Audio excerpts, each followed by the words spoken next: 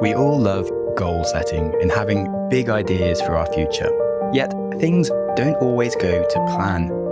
This depressing future reality of failure is not due to poor imagination or bad ideas. It's actually due to a lack of awareness in the present moment of what you should be doing. Richard Feynman stated that the first principle is that you must not fool yourself, and you are the easiest person to fool. Today, we're going to break out of our daydreaming and create a reality that we actually want. Hello, and welcome to the Growth Mindset Podcast. I am Sam Webster Harris, and it's great to be in your ears today. I dived into this subject because I wanted to understand my own failures and the silly reasons why completely possible plans for my future just don't always seem to happen. Ultimately, most of our failures come down to a detachment from reality. This lack of awareness appears in two major ways: unrealistic ideas of what is actually going to happen, and number two, not being ready for the moment when it's happening. So that's poor appreciation that I'm now here in the specific moment I'd imagined in my future where I would do something different. So number one, unrealistic ideas. In our minds, we see success and happiness coming at us really fast and more easy than happens in reality. Our imagination is lovely, but reality is slower and full of mundane, unexciting stuff. The experience of the journey is duller than we imagine, and the destination can be short-lived, and we might find it was actually something we didn't even want that much. Realizing that an idea wasn't actually what we wanted is usually the moment where it fails. And if you see my past episodes on journey versus destination or dreaming versus doing in the backlog, you can get a full lowdown on this concept. But the even bigger thing that I'm going to really tackle in this episode is this. Number two, not being ready for the moment. Now, awareness is really elusive. The fact that you are here in this very moment that you had planned for just slips us by in our day-to-day. Why? Well, the things in your mind when it's telling you what you're going to do in the future is actually there to make you feel good. It isn't necessarily meant to really change your life in the future. Those thoughts give you the feeling that your future will be great, which means that any current problems with the situation in your life right now, they're fine because you'll deal with them later. And whether it was a diet that you're going to start or a career break after hitting a milestone, those are ideas that make whatever you're doing now feel okay. They validate the current scenario and they tell you that it's not a problem and it's not something you need to fix. Furthermore, the cost or benefit today of doing this different action is actually kind of negligible. The difference between going for a run or having a single donut right now on any given day is genuinely not going to impact tomorrow. So the impact of these habitual choices, it just isn't directly in front of us. That means it's easy to put these things off for your future plans when it will be easier. But when that moment in the future becomes today, you're supposed to be doing something different. And what actually happens in reality is the same as before for several reasons. We don't realize that the sensations of reality will have more pain in them. You weren't so hungry in that future moment when you were going to be eating less. And right now, it's nicer to quiet that hunger monster by maybe starting the diet tomorrow and eating right now. And other times, reality is scarier. In our imagination, we were brave enough to casually approach that good-looking person, and we had something really clever to say. But right now, currently, feeling a little bit shy, awkward, no clever words are coming to my mind, which has just gone completely blank.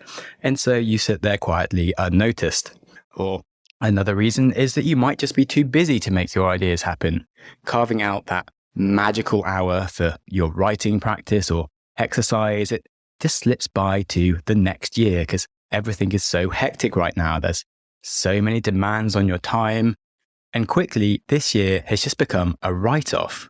And we decide next year will be the one where we get our head down and carve out that hour for ourselves. And then other times we just simply forget that we're going to do something different. It doesn't even register that we were supposed to be doing something that was different. Like that time I was meant to become fluent in Spanish that just has never appeared and it hasn't happened. And what's annoying is that there's no physical limit stopping you. it's just so frustrating because there's nothing actually in the way of making those ideas happen. It's really just yourself. And it's not something that's even difficult for yourself to do. It's mostly just a lack of planning, a lack of knowing what to do and when, a lack of then making room to go and do the thing, and finally, a lack of an accountability with a lack of a deadline where you have to be held accountable too. So for me, those fantasy ideas which fail is mostly because I just don't know where the start line is or where to fit something in with all the other things that are going on. And it does take a while to adjust to a new state. For example, I've been writing a newsletter now for 30 weeks and it's only just started to feel unsurprising that I'm writing it each week, and other things that I plan in my head to do that can be more elusive just remain out of touch for a long time until I really make them happen, like athletic challenges or starting my YouTube. I had to really sit down and be like, shit, when am I actually doing this, and make it happen? Because those things are purely my responsibility and no one else is involved that will help me get there. Ultimately, everything that is required to make the jump from your imagination to reality is on your plate. And if you've never done it before, it's hard to actually imagine or plan for what it really entails. That leads to bad planning or no planning, which makes it hard to make those things happen in the moment that they should be happening in. And time just continues to fly by as you wonder why your goal is just a similar distance away to where it was before. And there is this mysterious gap in between your current state and arriving at that destination, because no one tells you what to do. There's no accountability or any real external reminder or reference because it's all in your head. And finally, there's just no momentum on doing it. The more that you do something, the easier it gets. And things will improve once you've started making some headway and you've done it a few times, and you'll know where it's going to fit into your day or week, and you can make a clever schedule around where it should get done. Also, people will then find out that you're doing it because you're actually doing it, and it becomes part of your identity. Like, I literally am a person who writes a newsletter. And so if someone asks me what are the things that I do mention sometimes that I write a newsletter, and it increases my accountability, and everyone that's on it is increasing the amount of reasons I have each week to send it. And so it has gathered momentum. Right. Now, I want to go into a few case studies that will really demonstrate the psychology behind some of the principles we've spoken about, whilst also giving you a better idea of how they appear in reality, and of course, what to do about them. Way back in 1838, Charles Darwin knew he had discovered something revolutionary about the development of life on Earth. But he also suffered from a lack of knowing what to do, whilst also not having any deadlines or accountability to doing it. And this led to some wild delays on putting his theories together. Sure, he could write about them. He wrote thousands of pages of notes over 2 decades, but he couldn't write his actual theory. The task was too big, too important, too scary, and the undefined mega task registered in his brain as a threat, triggering what psychologists now call task initiation paralysis. And in this peculiar form of paralysis, it's where the magnitude of a task renders us unable to begin it. I certainly get this a lot with basically any new thing, or of course, writing. I can stare at a blank page, the empty canvas, the unstarted project, and admittedly feel myself shrinking before its endless possibilities. But back with Darwin, his wife, Emma Darwin, might be history's most underrated productivity coach. She saw her husband, Charles, struggling with the infinite task ahead of him, and she helped make it finite. She set what now became his very infamous schedule for him, which was incredibly simple. Have breakfast, then write until 12:30. And after that, he was allowed to go on walks, collect specimens, make however many notes he liked. And so, to be a bit romantic, I might suggest it was a profound act of love in saying, I will help you make the impossible possible by making it ordinary. In our age of optimization and productivity hacks, there is something beautiful about that. The world-changing magic of showing up every day after breakfast until 12:30. So as we see here, getting the best work out of us doesn't necessarily need to be complicated. In fact, it often needs to be incredibly simple. As long as it gives us room to do the thing, some accountability, and some awareness of what we should be doing, we can usually do it. And on that, we can talk about how writing 2 sentences managed to double heart patients' survival rate, which was a crazy psychology study that just shows how bananas our brains are. On a cardiac recovery ward, researchers found a really important nuance about the gap between our intentions and our actions. So we'll take 2 basically identical patients and show how they were treated differently in the study. Both of these patients had just had the same heart surgery and were very interested in staying alive and doing their exercises after this surgery. Jim was prescribed a when-then plan, and he would write a sentence about his exercises that would say something like, "When I finish breakfast, I'll do my exercises for at least 10 minutes every day to start with and work up from there. And when I feel pain, then I will do my breathing techniques." That's all he wrote. And Tom, the counterpart, simply wrote, "I will definitely do my exercises." And that was it. Now, in this study, 91% of the Jims who said when, then, they succeeded in doing all their exercises and had much better health outcomes, whilst only 39% of the Toms made it through the program. And it's just this little bit of writing difference. Jim had his breakfast and on autopilot went to his exercises, so they happened. In Tom's brain, he had some vague, good intentions, but exercises were uncomfortable. It's easy to wait for another day when he maybe felt stronger. And there's Netflix and other demands on your time, etc. And the reason this is so important is that these 2 groups of heart patients were all really, really motivated to stay alive and had very good reasons to start exercising. And they were all given the exact same recovery program. But only one group just wrote the specific when-then intention, which is just a tiny, tiny contract with themselves about when and where they do their exercises. And the other group just committed to trying their best. And yet there is such a stark difference in outcomes. 91% went and did it versus 39% as a success rate. And this really tells us about the nature of change itself.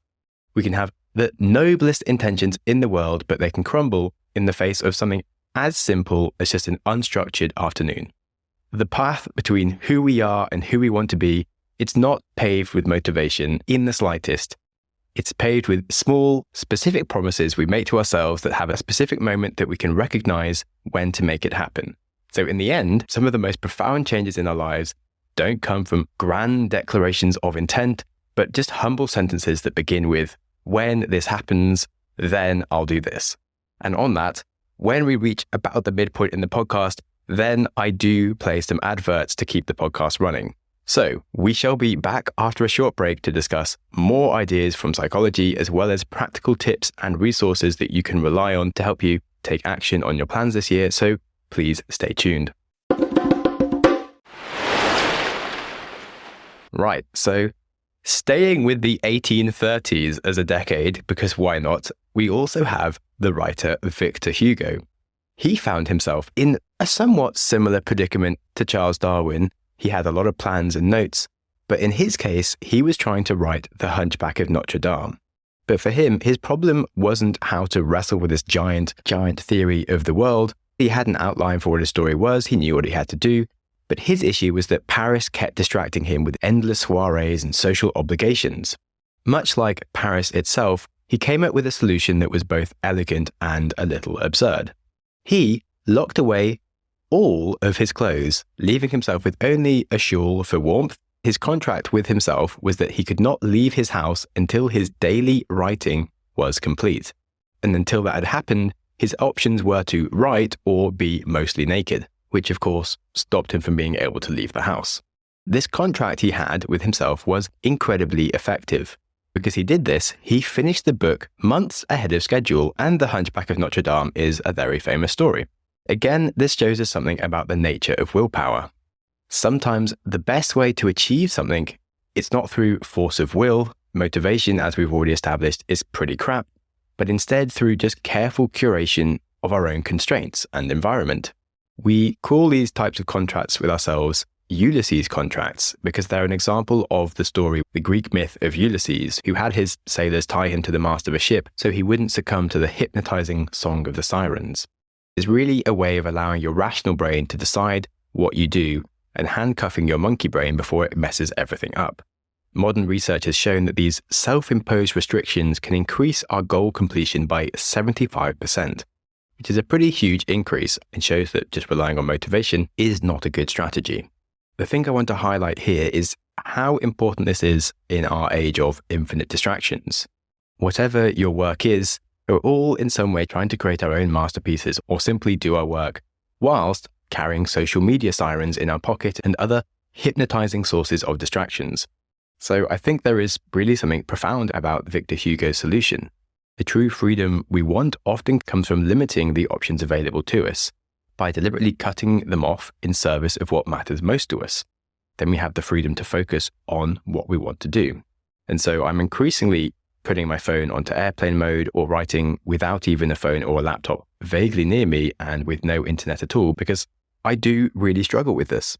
With all the best intentions in the world to get my podcast done ahead of schedule, somehow I can spend days answering email, checking news, doing I don't know what, life admin-y things that hit me on the internet that don't if I just sit down with a pen and paper.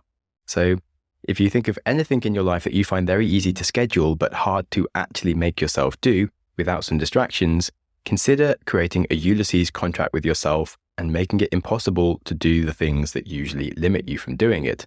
Because certainly in Victor Hugo's case, it turns out that the secret to writing a masterpiece isn't inspiration as such as just some strategic nudity.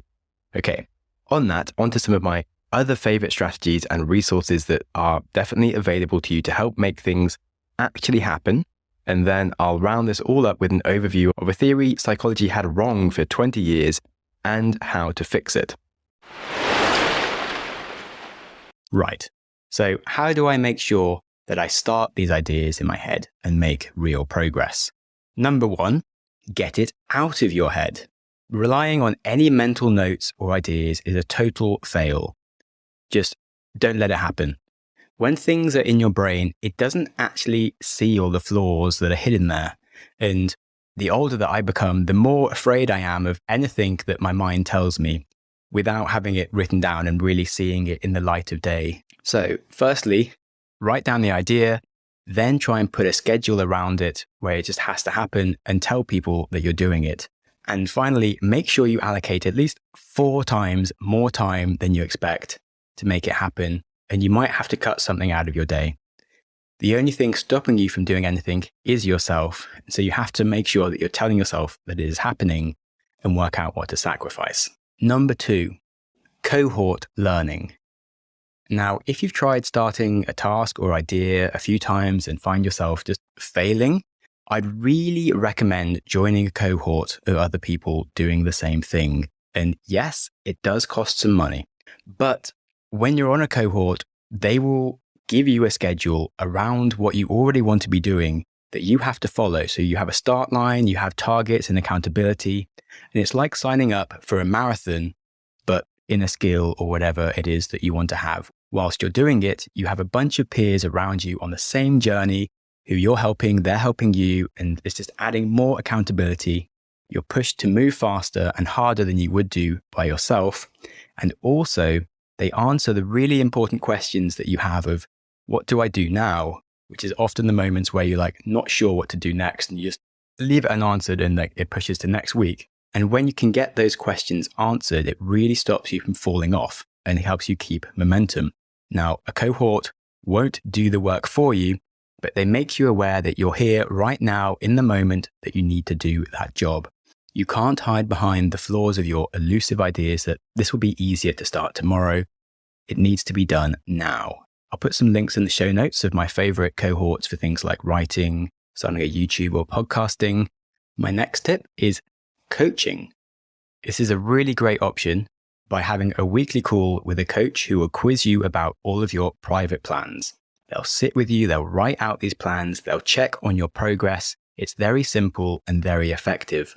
And if you're on a budget, you honestly don't need an expert coach to solve most of your problems. Most of the answers all lie within you. You just need a coach who isn't a complete idiot and listens to you and asks good questions. If you're trying to do something that's monumentally difficult or really out of your skill set, then I would advise paying for a really good coach. But honestly, most things that are wrong with your life could be fixed with a very budget coach. Also note that if your issues are very personal and to do with your history, you might want to instead find a therapist who can help you overcome your problems rather than a coach. Right. Next tip, accountability groups. Now, if you don't have the money to pay for anything else, you can always start a group with some friends for free. And you need to find some friends that are on a similar sort of path to you who want to fix the thing that you're trying to do. And start a small group, and I would say no more than 5 people, where you lay out your plans together and you need them to be genuinely interested in helping you achieve your goal and what you want to do with your life. And in return, you need to be genuinely interested in the people in your group. The good thing is this is completely free. The bad thing is because it's free and it's with your friends, it is the easiest one to slide into the not quite happening box. And you really need to plan an actual catch up each week to keep track of each other's goals. And if you don't, it just falls off the radar because, these people are busy, you're busy, there's no money on the line, there's no sense of urgency, like, oh God, must be done this week. Whereas with a coach, they're going to set a calendar, you paid for their time each week, but your mate, they have a life to get on with. So really make sure you're taking it seriously if you use an accountability group. And you can also up the stakes by using the Stick app. That's Stick, spelled STICKK. The Stick app, where you put money on the line each day or each week for a task that you want to do. And if you don't do it, that money gets paid to a charity or an anti-charity. If you do it, you get to keep all of your money and it stays free. So it just helps add some accountability. And should stay free because you should actually commit to doing the thing you're going to do. My final sort of alternative thing that you might not be doing already is future letters to yourself. There's a great website called future.me where you can send a letter to yourself in a week, 6 months, a year, 5 years. And it's just really insightful into showing you how you think and giving you an insight on yourself and being more aware of reality. In a private email to yourself, you can really put yourself out there. You can talk about your crazy dreams, your expectations for the future. You can really say what you desire, what you want to do, what you're expecting. And then when you receive that in a year's time, having forgotten what you put, you're going to be a lot wiser. Lots of things will have happened in your year. And you'll read this crazy email from yourself about what you're dreaming about. And you'll be like, whoa. You'll see the massive naivety you had in some areas. You'll see what turned into massive failures, and you'll have a good idea of why. And it'll just help add a real sense of what you succeed in and what you keep on failing in that you just will miss in the day to day if years just slide by without you noticing. And having things like that just really adds awareness to your reality, which is what this episode is about. Now, finally, there's just a few other ones that I'm pretty sure you're probably aware of by now, but things like meditating each day is a great way to keep yourself more in reality. And again, journaling is something that people keep on talking about. If you write about your thoughts every day, you're going to really introspect and get your ideas onto paper. Another one is just putting time blocks in your calendar for the things that you want to do so it can't get filled up with other meetings or other things, and sticking to it. And goal tracking. That one, obviously your goal setting, but goal tracking is the act of checking in regularly, each day, each week, each month on those goals and seeing what you're doing actively towards making them happen. And it's really important. And finally, booking events such as signing up to a marathon. So you just have to bloody go running. And I thought I would just mention them just to nudge you that if you know you should be doing them, here's a reminder that you should be doing them. So there's plenty of ways to keep yourself aware of what reality is and be within it. Okay, now that I think we've covered most of the lesser known and well-known strategies for creating accountability and getting yourself to do things, I want to talk about temporal discounting, and this will really wrap up the whole episode. Now, temporal discounting, if you don't know the specific language for it, is actually a greatly misunderstood concept in psychology that you will have heard of. There is the incredible famous Marshmallow study.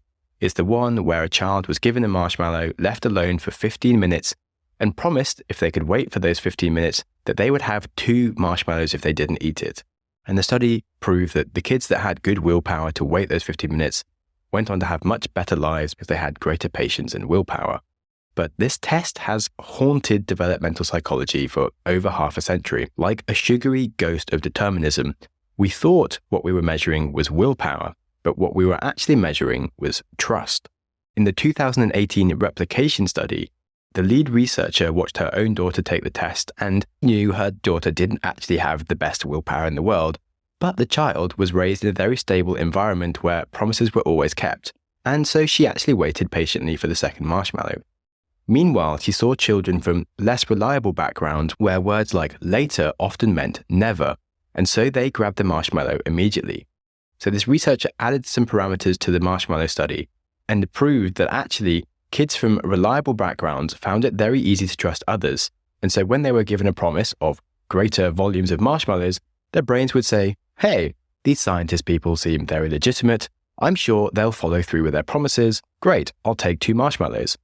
But kids who come from environments where adults often break their promises, they had a very skeptical approach to promises. Their brain would say like, eat it now. Who knows if they're ever coming back?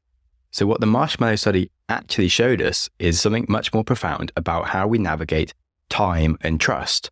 It shows how our past experiences shape our ability to believe in future rewards. So something that looked like impulsivity might actually be a rational response to an unreliable world. I think about this whenever I make promises to myself about tomorrow, next year, or someday in the future. Our ability to trust in future rewards isn't just about willpower, it's about creating an environment where we can trust ourselves to follow through. In the end, the real marshmallow test isn't about resisting temptation, but about becoming someone who keeps their own promises. So I really, really hope that the ideas we've talked about in this episode help you find strategies to keep your own promises with yourself. Ultimately, you are the only person responsible for who you become. But if you keep consistently proving to yourself that you aren't capable of acting on your promises, you have no trust that you're really going to start going to the gym this year, or learn to code, or write that book, or whatever it is you say you're going to do. This is why it's much better to start small and always maintain your promises and actually get those results, and build up from a foundation of reliability than to try and get everything done instantly in the first week. And the moment you start failing, you're like, oh, I'm bad at this, and so you stop. As we've learned in this episode, we really have to keep ourselves grounded in reality, in the here and now. Be the person that's doing the task that will take you on the journey to whatever that destination you want it to be. And don't worry about it taking longer. Just worry about putting that next step in day by day. Do things like writing simple when, then style sentences, or set a regular schedule like Darwin, or really commit to a contract with yourself like Victor Hugo, who remained mostly naked until he'd done his task. There are plenty of ways to keep yourself aware of reality. I hope these ideas helped. Let me know if you use anything else to stop your imagination getting the better of you. I am always open to new ideas, and I'd love to see any of them in the comments. Otherwise, I hope you have an epic day, week, month, and year. And remember that if you want to enjoy your life, that does start with enjoying today. Thank you so much for listening. Go you! Your consistency to reach the end of an episode is legendary. My hero! But when we learn things, it's important to reflect. So I politely invite you to take a pause, rifle through the biggest ideas you just heard. So here's your opportunity to hit pause and have a think. Okay, did you wrestle with some insights? Information doesn't stick when we race from one podcast to the next without using our brain to play with the knowledge. So here's another go at a pause. Alrighty, I'll let you off to continue with your life now. If you have any ideas or feedback for the show, I'm always interested to hear from you. You're the best! And other than that, please stay curious. Curious. Quote. Smiling for no reason.